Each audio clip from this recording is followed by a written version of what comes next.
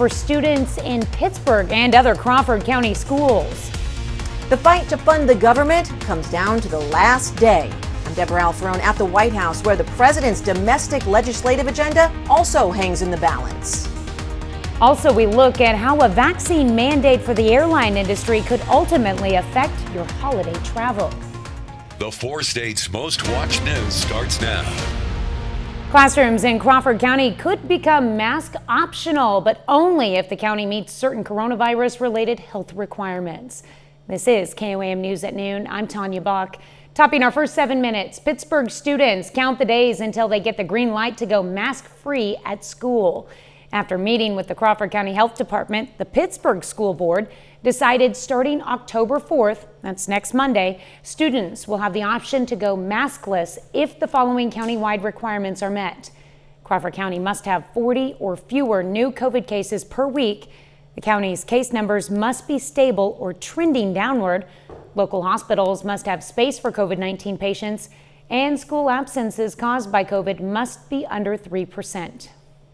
I think a return to normalcy is important, but I think it's also important to remember that we're going to continue to look at data. And if the data shows us that we start having an increase again, this gives us the flexibility to go back in mass to make sure that we're keeping our staff and our students safe.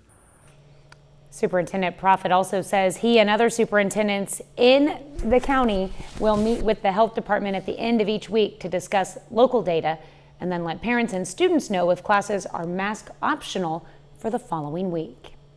Missouri Southern's Japan semester is in full swing. This week, that means students are experiencing a moment of Zen, or in this case, mini Zen gardens.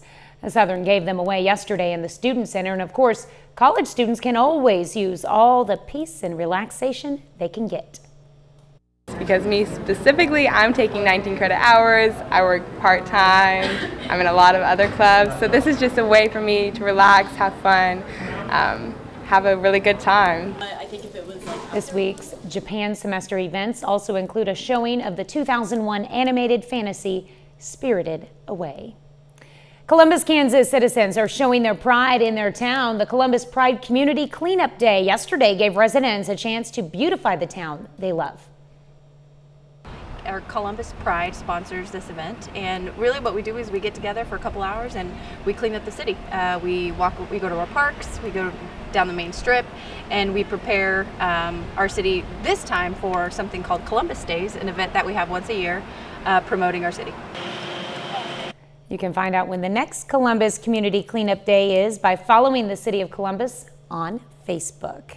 It's always nice to get your outdoor chores done before it rains. Michael Hayslip joins us with a first look at the forecast. And we do have rain currently going down, but here's the thing. I don't have a sky cam to prove it to you, so you're going to have to take my word when we get to the radar. Here's a live look outside of Television City. The clouds have darkened outside the mothership here, but we've stayed on the dry side and even had some bouts of sunshine, but that is not the case throughout western southeast Kansas. About the exact same line as where we had our rain from yesterday. And even though this line is working north to south, it's actually moving east to west. This is the one that was in Wichita earlier this morning. And now the one out of northeast Arkansas, well, while it didn't do a good job getting past Springfield, we have had a couple of spinoffs here as we even have lightning strikes now, not only in around Nevada, but also too up through northeastern portion of southwest Missouri. As you drop south of I-44, really everything has remained not only dry, but also got some sunshine as well. And that's why we'll keep our eyes down on I-49, because now we've got another one coming out of northwest Arkansas. So we knew it would take a while to get here, but we also knew that by the noon hour, we'd at least have some rain to talk about. It's very pleasant outside, ranging anywhere from 82 in Miami, 79 in Nevada, 78 in Neodesha where it is raining, 79 in Monette where it's not. So even when the rain does roll through, it doesn't really do much to us temperature-wise, even though we see that cold front trying to penetrate through central Kansas right now. As we drop into the severe thunderstorm risk map, nice thing is no changes from our last update, as we will just keep the activity to thunder and lightning. Don't have to worry about high wind. Don't have to worry about any hailstorm reports have been null and void. No watches, warnings. Don't even have any advisories right now. Coming up here in just a little bit, Tanya, we'll not only talk about what's going to go on this afternoon and evening with the scattered rainfall, but let's go ahead and jump into the weekend, because I know a lot of people are going to have Friday evening plans, and it's shaping up to be a wet one. All right, definitely. Got to be prepared for that. Thanks, Michael. Well, a bill that would prevent a government shutdown at midnight is expected to pass in the Senate. But as Deborah Alfarone explains, the bill is less than what the Democrats wanted, and the future of the president's agenda is uncertain. I begin this morning with some good news. Senate Majority Leader Chuck Schumer has announced senators have agreed on a stopgap government funding measure. With so many things to take care of here in Washington, the last thing the American people need is for the government to grind to a halt. The measure would fund the government until December 3rd of this year. This concludes a bitter battle back and forth between Democrats and Republicans. Democrats agreed to drop the provision to raise the country's debt limit. The next battle between Republicans and Democrats is the debt ceiling. The House voted to keep government spending at current levels until December 2022. But Republicans say they'll sink the measure in the Senate. That their unified Democratic government is fully capable of fast-tracking a debt limit increase on their own. But Democrats argue raising the debt ceiling is about paying for spending that occurred during the Trump administration. Make no mistake where the blame lies. Squarely at the feet of the Senate Republicans. If Republicans refuse to participate in raising the debt ceiling and Democrats don't raise it on their own, the U.S. will default on its financial obligations by October 18th, and that could trigger a recession. Deborah Alfarone, CBS News, the White House. The measure that's up for passing in the Senate today also provides money needed for disaster relief and Afghan refugees. That's a look at today's top stories and weather in our first 7 minutes. Up next on KOAM News at noon, United Airlines begins the termination process for the nearly 600 employees who refuse to get vaccinated. And later, we're making a Cowboy Brisket in the Mr. Food Test Kitchen. The airline industry takes flight over what appears to be the next battle in the fight over vaccine mandates. Airlines are stepping up the pressure on staff to get vaccinated, but a small minority of pilots and crews are refusing to comply. As Errol Barnett reports, that could mean new travel delays for passengers.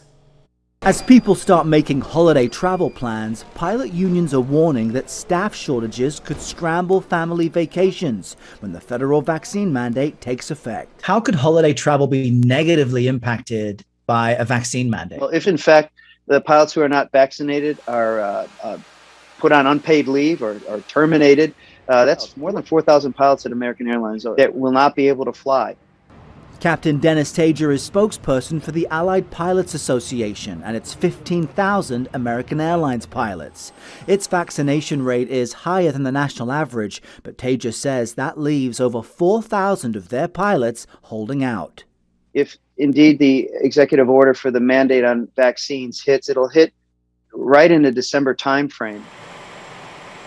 So both APA and Southwest's Airline Pilot Association are asking for exemptions before President Biden's executive order mandating vaccines takes hold. To vaccinate or to not vaccinate. Transport Workers Union Local 514 President Dale Danker voiced his resistance to the rule. I just don't think the government ought to give a company the right to violate the privacy between you and your doctor and your personal health. This comes as the termination process begins for almost 600 United Airlines staff who refuse to comply with its mandate. That number is dwarfed by the more than 66,000 who are vaccinated. American Airlines CEO Doug Parker is pleading with his staff, but not requiring them to do the same. Please go get vaccinated now before the end of this month, because we're all going to get vaccinated before too long, one way or the other.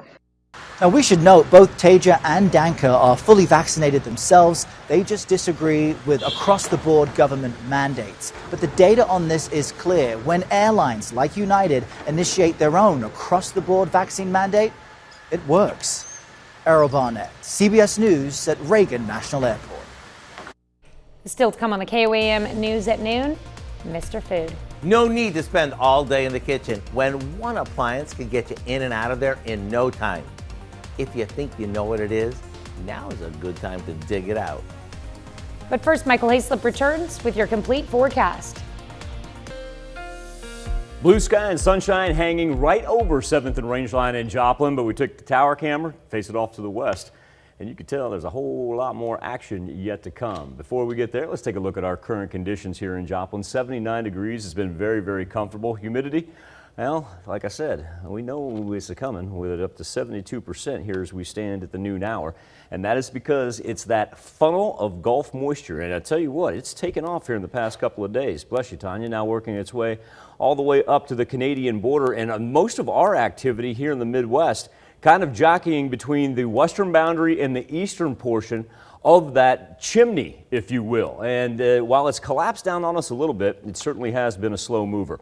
Here's where we stand right now. The majority of the rain and the lightning right along that exact same line that we saw yesterday. The big determining factor as far as what we're going to have accumulation-wise, instead of this thing continuing to move north-south, it's actually moving west to east. So it'll creep into the central portion by the time it's all said and done. Now, what we're seeing in southwest Missouri is actually part of a low-pressure system that came off of northeast Arkansas earlier today. And like I said, instead of it riding the Mississippi, look at all that they have in eastern Missouri. Well, we get little offshoots of that, and it's actually presenting its fair share of lightning as well, as we see it now in between Greenfield and Stockton, and right in the middle of Vernon County along I-49. We got some good rain bubbling. Oh, we're not done as of yet. Let's drop down into northwest Arkansas, where, speaking of I-49, we've got another system making its way up the interstate through Fayetteville, and that thing is packing some lightning as well. So once again, you go back to that blue sky that we had over 7th and Rangeline, can be a little bit deceiving. But once again, coming off of yesterday and what we've had this morning, a very, very little accumulation through central and eastern portion of our counties. Go out there, see, is it right above the N in Independence right there? That's clocking in at 3 inches of rain since yesterday. And they're not done out there in the western part. So like I said, you live on that Labette County, Montgomery County, Wilson County line, yeah, it's just going to keep on coming down. But even where it is raining, we haven't seen a wide drop in temperatures. You really got to push off just to about Greenwood County in our far northwestern section of the 4 states to see any type of cool down there on the color contour, really ranging from about 75 up to 83. Skywatch Storm Tracker from the national perspective, we are kind of in the midst of it. There is a lot more down at the Gulf, but nice thing is on the severe thunderstorm risk map, if you don't even get into that marginal or low category, which we stay out of, no winds, no hail concerns, just going to be thunder, lightning, and rain. But while we're at it, why don't we talk a little bit about what's in the Atlantic Basin, because we've got a new named storm. There's Sam. Sam's been hanging around for a while, still Category 4. Storm swells, but the wind is not going to be an issue. It's just the swelling of the ocean there in Puerto Rico, Hispaniola, even Cuba is going to see some, but there's your wind radius. It really doesn't affect it that much. And then they'll actually have some pretty good swells on the east coast of the contiguous 48 over the weekend, but it shouldn't pose any problem. Now, you go, wait, where did T go? How did we get to V? How did we get to Victor? Teresa popped up for 48 hours and disappeared. Teresa went subtropical on us. We skipped her. She was there for, like I said, 2 days, and then she evaporated. So now we're on to Victor, and our goal for Victor, while now a tropical storm, is hopefully just spinning out there in the middle of the Atlantic and not posing any threat. Here's our weather trend for today. The important part is, where does the rain going to stop? Well, here's the thing. It's going to last us into the evening, very scattered right there. And then as we break, we're going to re-roll on Friday and all throughout late Friday morning into the afternoon hours. Here we are around high school football kickoff time. Look at that. And for Friday into Saturday, we roll the I-44 corridor. We work from southwest up to northeast, headed out to Pitt State, Missouri Southern.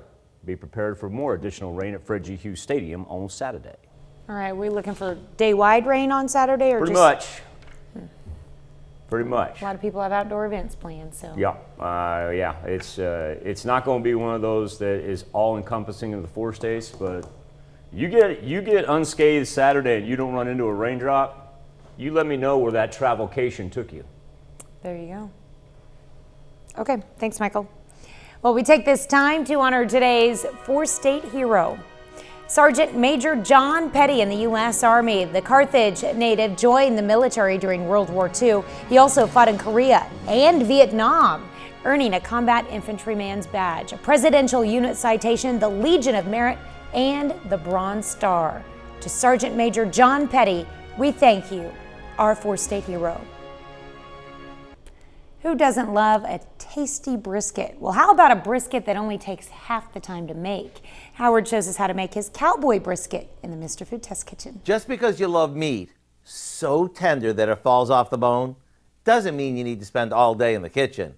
It does mean that you need to dig out your pressure cooker or Instant Pot. And for those of you who don't have either, let me tell you, you're missing out. Not only do they cook super quick, but today's versions of these are safer than ever. Here's a brisket that would take hours if we cooked it traditionally, but watch how fast it can be made using our pressure cooker. After rubbing it with a homemade spice blend, we place it in our pressure cooker on a trivet. That ensures the meat won't scorch while it cooks. Over that goes a sauce that we made by combining brown sugar, vinegar, water, ketchup, and liquid smoke. Now we top that with some sliced onions and place the lid on. After making sure the lid is locked, we set it to cook for about 50 minutes. Once it's fork tender, we'll take it out. And since the pan drippings will be loaded with flavor, we'll thicken them up with a bit of cornstarch. Then we carve this across the grain, spoon on the flavor pack sauce, and get ready for some good eating. Maybe pile some on a crusty roll so you can dig in without picking up a fork. To get the recipe for our Cowboy Brisket, all you need to do is visit our website. I'm Howard in the Mr. Food Test Kitchen, where today we found a cowboy quick way for you to say, ooh, it's so good. I love brisket. You can find this recipe along with a lot more good food from the Mr. Food Test Kitchen online. Just go to our website at KOAMnewsnow.com. Here's a look at our four-state market prices.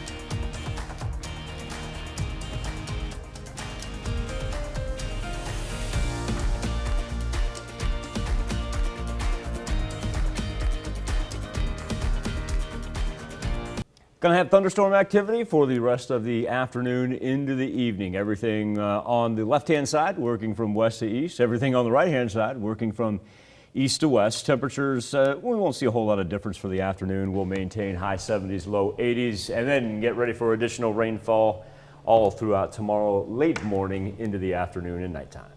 Well, coming up tonight at 5, if left untreated, diabetes can lead to complications such as heart disease, nerve damage, kidney failure, blindness, and even amputations.